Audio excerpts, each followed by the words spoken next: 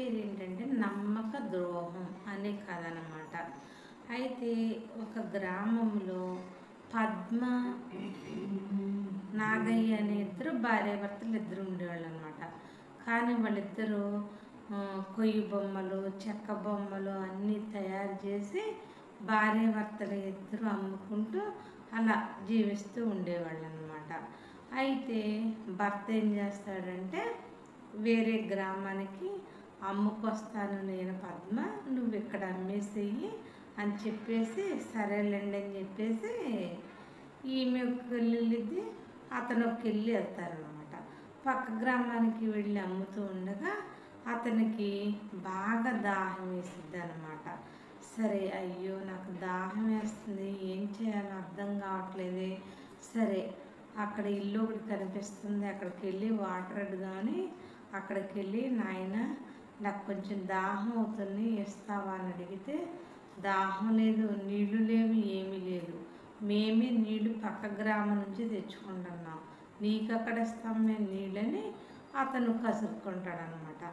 అప్పుడు ఈ నాగయ్య అంటాడు కదా, ఓరి నువ్వేరా వెంకయ్య, మన ఇద్దరం చిన్నప్పటి నుంచి స్నేహంగా ఉన్నాం కదరా, నన్ను మర్చిపోయావా ఏంటి అని చెప్పేసినంటే, ఓ నువ్వేరా, ఏమనుకో మాకురా, మా ఇంట్లోనే తినటానికే తిండి లేదు, మంచినీళ్ళు కూడా పక్క గ్రామానికి వెళ్ళి తెచ్చుకోవాల్సి వస్తుంది, అందుకే నీకు నీళ్ళు ఇవ్వలేదురా అని చెప్పేసానంటే ఇతను అంటాడు కదా, ఓ ఏంటో నీకు ఇంట్లో జరగటం లేదా, నా వ్యాపారం చాలా బాగుంది, మా భార్య నేను చేయలేకపోతున్నాము, నా కింద నువ్వు పనిచేద్దుగానరా అని చెప్పేసేసి ఆ స్నేహితుడిని వాళ్ళ ఇంటికి తీసుకెళ్తాడనమాట. తీసుకెళ్ళి ఆ బొమ్మలు ఎలా తయారు చేస్తారు, ఎంత కమ్మాలి అని అన్నీ నేర్పిస్తాడనమాట అతనికి. నేర్పించిన తర్వాత అలా ముగ్గురు 3 బజార్లకు వెళ్ళి అమ్ముకుంటూ ఉంటారు. అలా చేసిన తర్వాత కొన్ని రోజులైన తర్వాత అయితే ముగ్గురు అమ్ముకొని అలా తెచ్చి ఒక పెట్టెలో డబ్బులు పెడుతూ ఉంటారనమాట. ఒక రోజున ఏం చేస్తాడంటే బాగా అమ్ముతున్నారని వాళ్ళ ఫ్రెండు మోసం చేయాలని ఇతన్ని, మా ఆవిడ కళ్ళు ఎదురా వాళ్ళ పుట్టింటి దగ్గర ఉంది, ఈ బొమ్మలన్నీ నేను అక్కడ తీసుకెళ్ళి మంచి ధరకు అమ్ముతాను, మరి నాకు వెళ్ళటానికి ఛార్జీలకు డబ్బులు ఇవ్వరానంటే ఇతను ఆ పెట్టెలో డబ్బులు తీసివ్వకుండా ఆ నమ్మకంతో ఆ ఫ్రెండ్ని అందులో ఉన్న డబ్బులు నీకు ఎంత అవసరమైతే అంత తీసుకోరని చెప్పేసి వీళ్ళిద్దరు భార్యాభర్తలు కలిసి చెరువు బుట్ట తీసుకొని యథావిధిగా బొమ్మలు అమ్మటానికి వెళ్తారనమాట. అలా వెళ్ళిన తర్వాత ఈ ఫ్రెండ్కి అత్యాశ పుట్టేసి ఆ పెట్టెలో డబ్బులన్నీ సంచిలో వేసేసుకొని అక్కడ ఉన్న బొమ్మలన్నీ సర్దుకొని బస్ ఎక్కి పట్టణానికి వెళ్ళిపోతాడు. వెళ్ళిపోయిన తర్వాత ఈ ఇద్దరు భార్యాభర్తలు పాపం ఎప్పుడులాగే వస్తారనమాట. వచ్చేసేసి పద్మ కాస్త నేను డబ్బులు తీసుకురా, నేను పట్టణానికి వెళ్ళి తోలు అన్నీ తీసుకొస్తాను బొమ్మలు తయారు చేయడానికి అని చెప్పేసినంటే పెట్టి తెరిచి చూస్తే రూపాయి కూడా ఉండదన్నమాట. ఏంటండి ఇందులో ఒక్క డబ్బులే లేవు, ఇటు చూస్తే బొమ్మలు లేవు, మరి అన్నయ్య గారింటి ఎటు వెళ్ళిపోయారు ఏంటో అని చెప్పేసి భార్య అంటదనమాట.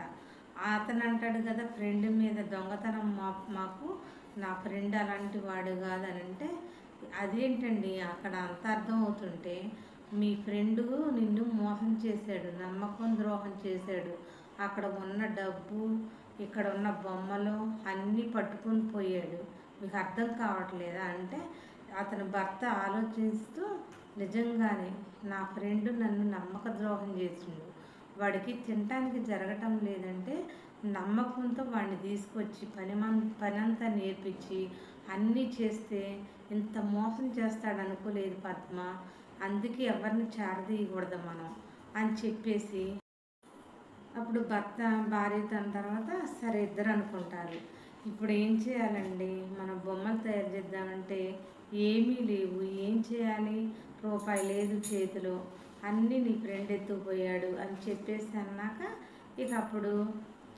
భర్త ఏం చేస్తాడంటే సరే పద్మ నిరాశపడకు, నేను అడవికి వెళ్ళి కట్టెలతో కొయ్య బొమ్మలు తయారు చేస్తాను, అవి అమ్ముకొద్దాంలే, అలా చేస్తూ ఉందాం మనం అని చెప్పేసి భర్త వెళ్ళి చక్కగా కొయ్యలతో బొమ్మలు తయారు చేసి చక్కగా కొబ్బరి పీస్తో కూడా భలే తయారు చేస్తారనమాట బొమ్మల్ని. అలా చేస్తూ ఉండగా వాళ్ళకి ఇంకా బాగా సేల్స్ అవుతాయి అన్నమాట, ఇద్దరికి భార్యాభర్తలకి. ఆ బొమ్మల కంటే ఈ బొమ్మలే బాగా సేల్స్ అవుతాయి అనమాట. అలా చేస్తూ ఉండక కొన్ని రోజులైన తర్వాత వాళ్ళ ఫ్రెండ్ మళ్ళీ వస్తాడనమాట. వచ్చి, నన్ను క్షమించరా, నేను అనుకోకుండా వెళ్ళాను, మా భార్యకి బాగాలేదు, మా అన్నీ ఇక్కడి నుంచి తీసుకున్న బొమ్మలు డబ్బులు ఇంట్లో పెడితే ఇల్లు మొత్తం తగలబడిపోయిందిరా, నన్ను క్షమించు, నేను కట్టుబట్టలతో బయటకు వచ్చాను, కాస్త కూస్త దానం చేయరా, నాకు కొద్దిగా సహాయం చెయ్యి మా భార్యకి నాకు అని చెప్పేసి అంటే, నమ్మకం ద్రోహం చేశావు, ఎవరమైనా ఒక్కసారి నమ్ముతారు, పద్దాక నమ్మరు అని చెప్పేసి తిట్టేసి, సరే నీకోసం కాకపోయినా నీ భార్య పిల్లల కోసం కొంచెం ధనాన్ని ఇస్తున్నానని చెప్పేసి కొంచెం అంత ఇచ్చేసి ఫ్రెండ్కి పంపిస్తాడనమాట.